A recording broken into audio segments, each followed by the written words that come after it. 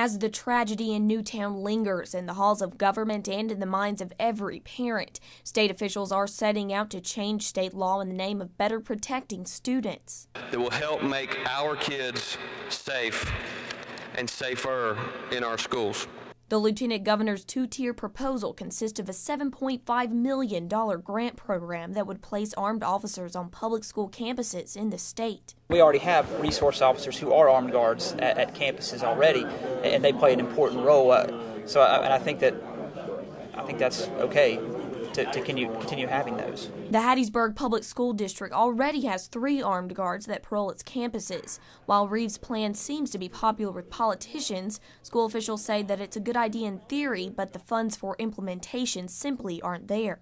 The cost is much more than $20,000 if there's a $10,000 match.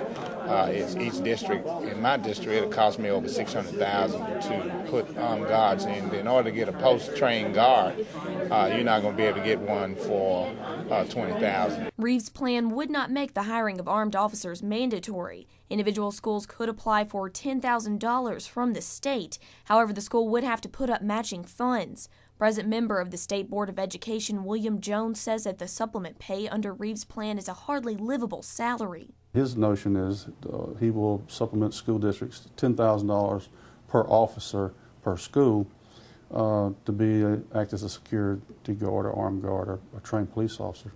For $10,000, you can make more money working at Walmart as a security guard than do that. The second part of Reeves' proposal deals with mental health. Reeves is requesting that Mississippi courts report to the FBI's National Instant Criminal Background Check System database when a court finds a person mentally incompetent or commits a person to a mental institution. The information would then be used to block people with a history of mental illness from buying firearms. According to Jones, that's what lawmakers should be focused on, rather than putting armed guards in our school system. The discussion is not centered where it should be, and that is on mental illness.